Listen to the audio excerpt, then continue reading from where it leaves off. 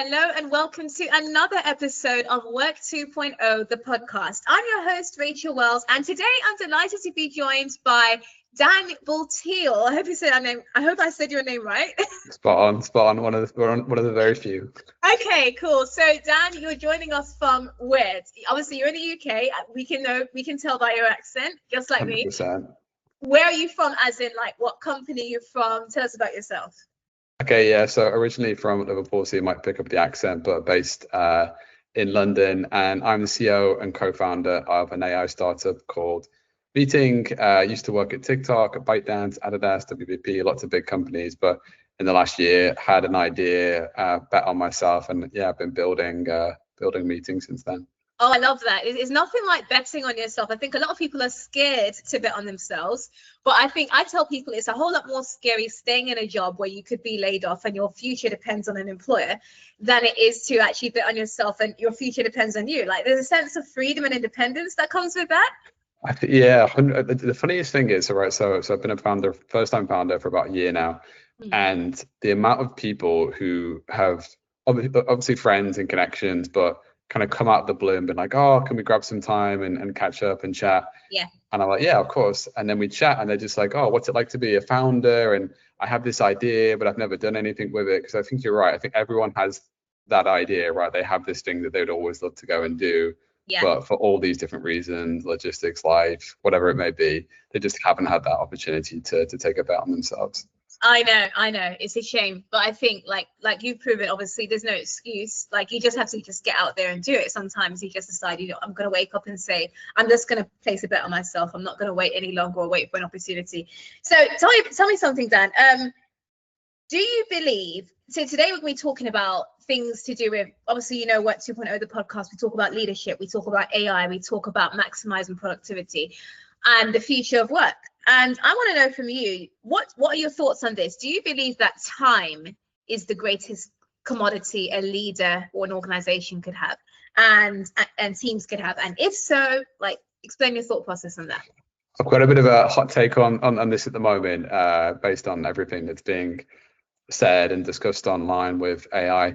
I still think our most valuable resource or opportunity is people. Right, so it's still people, but obviously time is a constraint on people. So I think number one, from a leader, make sure it's really clear what you're trying to achieve and what the goals are, and then equip your team with the best possible tools or process to make the use of the time they have available. Absolutely, yeah.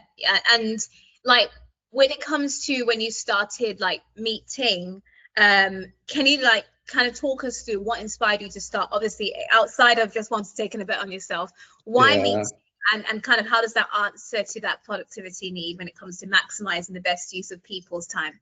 Yeah, it's quite a personal story, to be honest. So I briefly mentioned in my intro, I've been in a lot of roles. So I've worked at big agencies, I've worked at big brands, I've worked at platforms, I've been in different industries, so entertainment, gaming, sports, and I've also had the opportunity to live across the world. So I've been in China, the US, Brazil, Germany.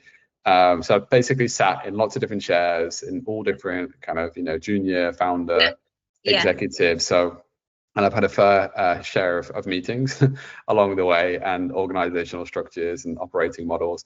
And the same thing, regardless of, what position I was in or what seat at the table, client or brand or partner or platform, I would get the same 4 emails every single morning, which was, hey, can we reschedule or can we do this? And I would just be like, what is going on? And when you think about it, it's normal, right? You kind of wake up and you look at your calendar and you feel differently to the day you did before or the week when you planned it.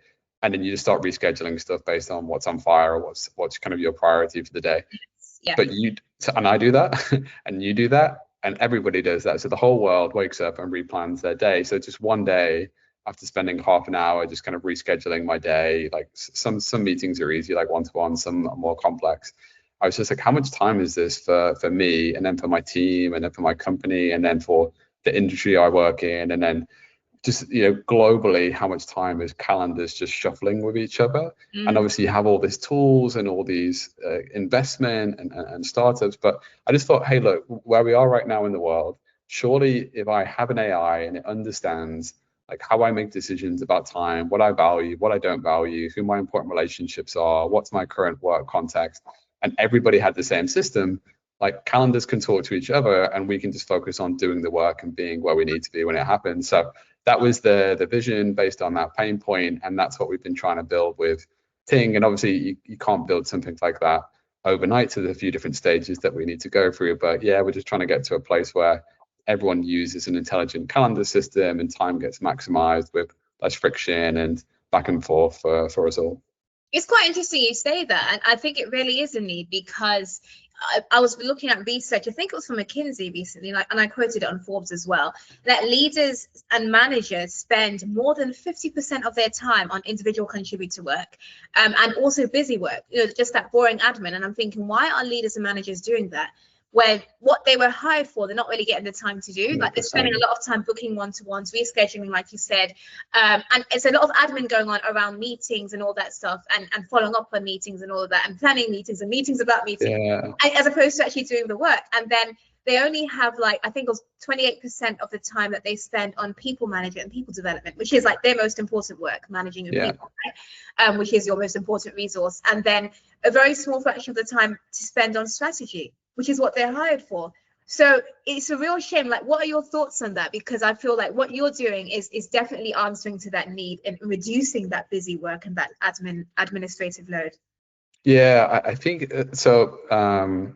Similarly, kind of been around the block in lots of different orgs and shares. I think my biggest observation or biggest inefficiency in most companies are just a lack of clarity, right? It's not that the strategy is wrong, it's just that maybe it's not been communicated clearly enough, or it's not been repeated enough that everybody understands exactly what that is. And then what happens when people can't understand the strategy or the plan or the goals? You have lots of meetings, right? So you constantly meet to talk about like progress, whereas actually if you had a clear strategy that was well communicated and everybody knew what their goals were, they can just focus on achieving those goals, kind of innovating in the framework that they've had available, and most communication could be done like async, like if you need to do progress updates. So I think it's a symptom of lack of clarity, just from my experience, and then obviously just like human stuff, like you wake up and you feel a certain way, right? And if you're an introvert, maybe you don't want to have that big meeting in the morning and you need some energy. So there's a bit of humanity wrapped in there too. I feel also, and maybe it's just me, but do you think it's also a bit of like procrastination? Like, we know there's a big task that needs to be tackled, but then we'll say, just to make us feel like we're doing some work, oh, let's have a meeting about it. Well, do you know what the really funny thing? So Ting started with this like idea of instant scheduling, which, okay, so we're both on the same calendar network, we both want to meet, and Ting is just going to find the next available slot based on your preferences and goals. So, and that's like, hyper efficient, moving fast. And then we found out that actually people wanted some latency, right? They're like, oh, it's important, but not that important. Can we do it tomorrow or 24 hours? Or so I think you're right. I think sometimes, you need a bit more time, but sometimes you kind of judge, right? You like look at the topic or the person and you're like, oh, that feels like a next week thing. So there's definitely, but that, again, that is the problem with our time-based system right now, is that every second of every single day we're thinking about where we should be, and its relationship skill, its ambition, its goals, its preferences. It's not just like, when do I have free time? It's all these different layerings. So we can build that system, time can move like according to you and still be efficient. Yes, absolutely, exactly. So I mean, you're literally like a startup founder, like you're right in the early stages. Would you say your seed stage, your series A, or where are you at the moment? No, it's really early, so we're at the very start. So we're pre-seed right now. We've been live for 6 months. We've done a lot in 6 months thanks to AI. So we're live in 7 markets. We've got 2,000 users. Yeah, so all of this, and we're a 3-person team, so all of this wouldn't have been possible a year ago, which is nuts. But yeah, still early days for us. So do you like sometimes wake up and pinch yourself, like, how is it possible you're in 7 markets with a 3-person team? Like, a year from now, you wouldn't have imagined having achieved so much and having, you said, 2,000 users within just 12 months. That's crazy. Do you pinch yourself sometimes? 6 months, yes. In 6 months, yeah. So it's It's funny because you don't really. I think it's very rare that you get to just sit back and be like thankful of what you've achieved, right? Because you're putting out Yes, the next fire. I know. We try to keep up to date with a Substack, and when we're writing these updates, actually it forces you to be like, oh my god, we Yeah, achieved a lot, right? Like, and also if I look back, I kind of look at the headlines and they're like, oh yeah, we did that 2 months ago, we did that 3 months ago, but I think we're so focused on just everything ahead that we don't give ourselves a pat on the back. But yeah, we're I a small person 100%. team, 6 months live, so we're very we're optimistic about the future. So you said you're on Substack because obviously this podcast will also be not also be primary platform is Substack, and then it also goes on Spotify and Apple. What's your Substack so people can find you? It's Chief-Ting, Chief Ting, So I'm obviously the Chief Ting. There's lots of other Tings, but yeah. That sounds fun. I think it'll be very memorable for sure. And like, where do you see now? You're at early days. Where do you see? Apologies for the sirens in the background. I found them. Cool. Well, you're at early days right now. Where do you see this Meet-Ting in like 5 years from now? Like, how far do you see the impact in workplaces and organizations? What's your vision? I think the thing that we talk about the most is just, and it's very simple and basic, but I think actually if you do this, like everything else is easier. We just want to make something that people, when they use it, they're like, wow, this is like good, right?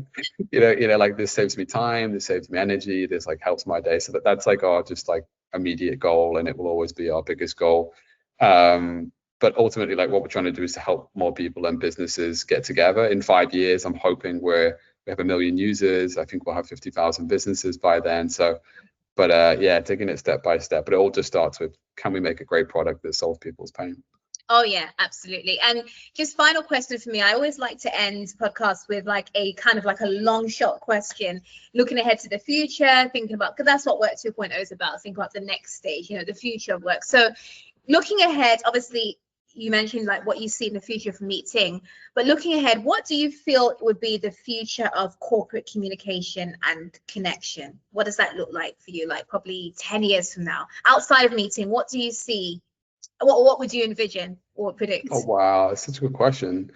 On the connection piece, I hope everyone's using Ting, right? Because I truly believe if everybody had a calendar that understood what they cared about and it could talk to other calendars, then that's amazing, right? So you kind of meet when you need to meet based on the terms for both of you. I think connection is going to be even more important. The more that we automate everything in our lives, the more that we have agents that are supporting our daily tasks. I think the moments when we come together, we're really going to cherish, right? They're the moments when we level up and we truly creative and original in ways that technology can't be. And from a communication standpoint, I think those central points, those meetings actually will actually move from async to cherishing being together and using those as opportunities to reset, rethink, and plan what's coming next. So yeah, I'm hoping technology is going to be a real force for good, and we're going to actually enjoy being together and not enjoying meetings like most people do right now, right?